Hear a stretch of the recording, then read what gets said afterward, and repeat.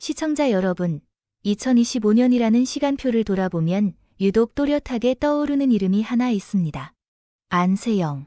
이 이름은 이제 단순히 세계 랭킹 1위 선수라는 수식으로는 설명되지 않습니다. 지난 한 해 동안 그녀가 보여준 경기력은 강하다는 표현을 넘어 세계 배드민턴이라는 무대 자체의 기준을 다시 그려놓았다고 말하는 편이 더 정확합니다. 승률 90% 중반대라는 숫자는 통계일 뿐이고 그 안에 담긴 내용은 지배에 가까웠습니다. 문제는 바로 그 지점입니다. 이렇게까지 완성된 선수처럼 보이는 안세영에게도 아직 남아있는 미완의 목표가 있다는 사실입니다. 바로 그랜드 슬램입니다. 아이러니컬하게도 모든 것을 가진 선수에게 마지막 퍼즐 하나가 남아있다는 사실은 도전을 더 무겁게 만듭니다. 이미 올림픽, 세계선수권, 아시안게임 정상에 올랐고 기술적 완성도 역시 현존 최고 수준이라는 평가를 받고 있습니다. 그렇기에 그랜드슬램은 실력의 문제가 아니라 구조의 문제로 남습니다. 이 지점에서 이야기는 자연스럽게 개인의 영역을 벗어납니다. 안세영의 도전을 지켜보던 거대한 시선, 삼성이라는 이름, 그리고 이재용 회장이라는 상징적 존재가 등장하는 이유도 바로 여기에 있습니다. 이 이야기가 흥미로운 이유는 왜 삼성이 안세영을 주목했는가가 아니라 왜 지금의 안세영이 아니면 안 되는가라는 질문으로 이어지기 때문입니다. 안세영은 단발성 스타가 아닙니다. 2025년 시즌 동안 그녀는 특정 국가, 특정 선수에게 강한 유형이 아니라 중국과 일본이라는 세계 배드민턴 양대 축을 동시에 무력화시켰습니다. 상대가 누구든 경기의 흐름은 늘 안세영 쪽으로 흘렀고 이는 우연이나 컨디션의 문제가 아니라 구조적인 우위에서 비롯된 결과였습니다.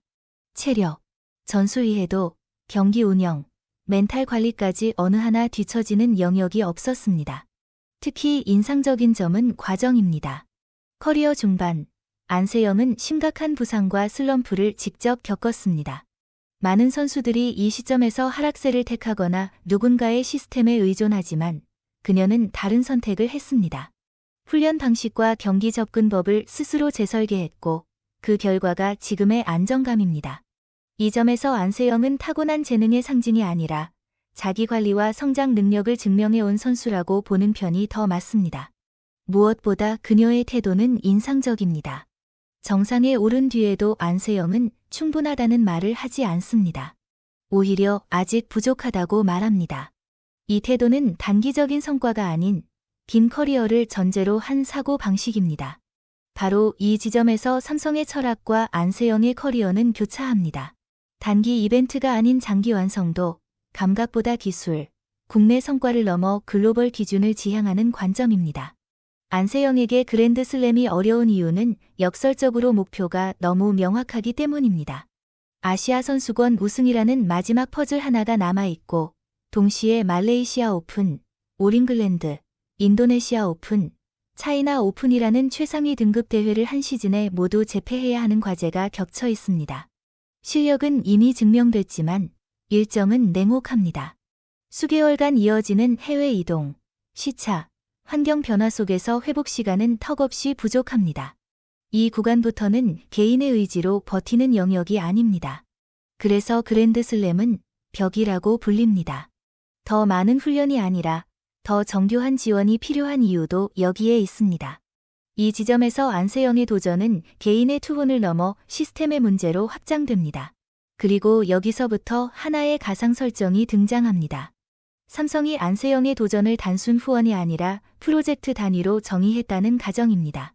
기간과 목표가 명확한 결과 지향형 지원 구조입니다. 이 설정의 핵심은 연봉이 아니라 관리입니다. 약 120억 원 규모로 가정된 이 프로젝트는 상징적인 숫자가 아니라 세계 최정상급 선수를 한 시즌 동안 완벽하게 관리하기 위한 현실적인 투자로 해석할 수 있습니다. 글로벌 의료, 재활팀, 이동형 회복 시스템, 전담 피지컬 프로그램, 전세 항공 지원, 데이터 분석 기반 전략 설계까지. 이 모든 것은 더 많은 것을 요구하기 위한 장치가 아니라 이미 세운 목표에만 집중할 수 있는 환경을 만들기 위한 구조입니다.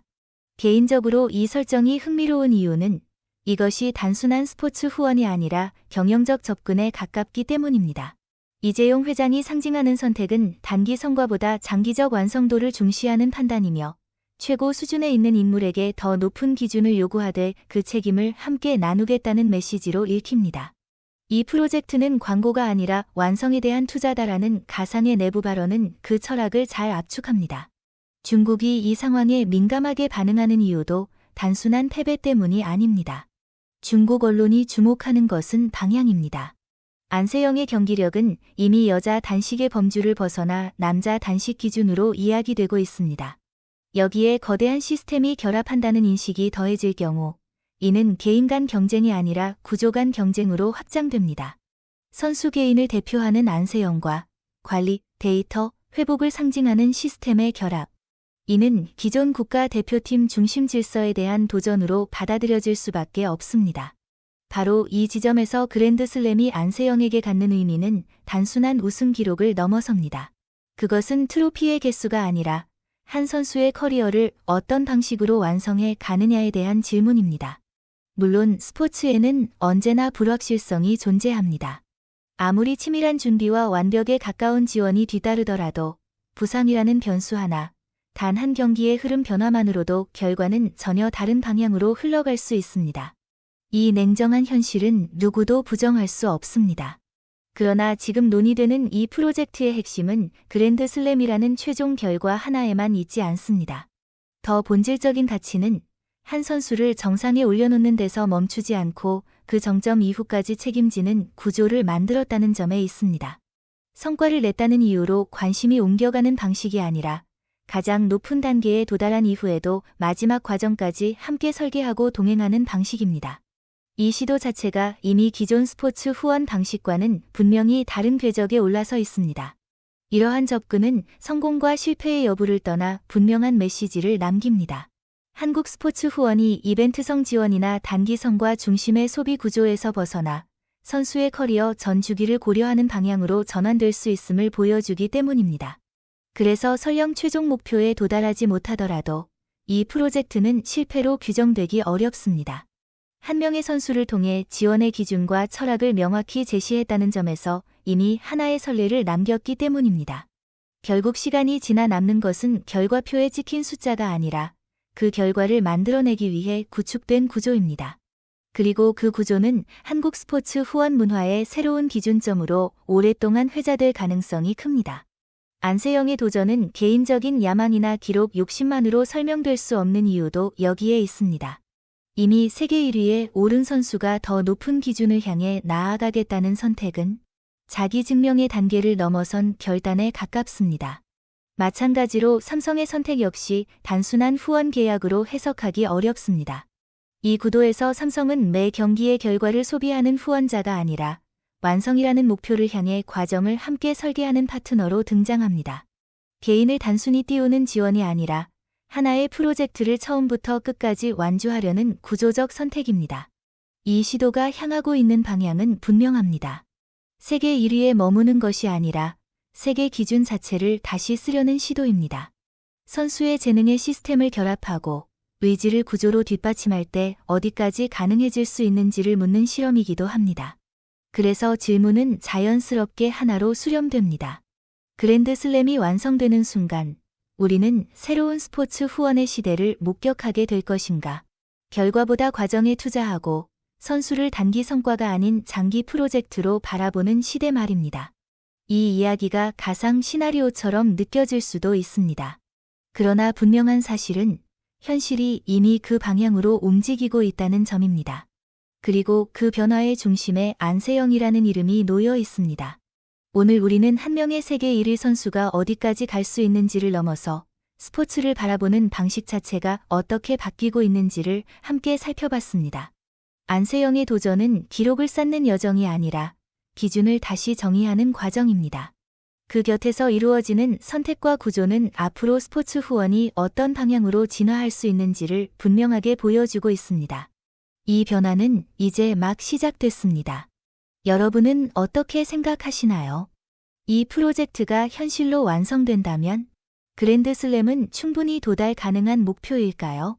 아니면 또 다른 한계와 맞닥뜨리게 될까요? 여러분의 의견을 댓글로 자유롭게 남겨주시기 바랍니다. 끝까지 영상 시청해주셔서 진심으로 감사합니다. 저희 채널은 앞으로도 손흥민 선수를 비롯해 세계 스포츠 현장의 가장 빠르고 정확한 소식을 계속해서 전해드릴 예정입니다. 이런 깊이 있는 분석과 이야기를 놓치고 싶지 않으시다면 구독과 좋아요, 그리고 알림 설정까지 꼭 눌러주세요. 여러분의 관심과 응원이 더 좋은 콘텐츠를 만드는 가장 큰 힘이 됩니다. 다음 영상에서 다시 찾아뵙겠습니다. 감사합니다.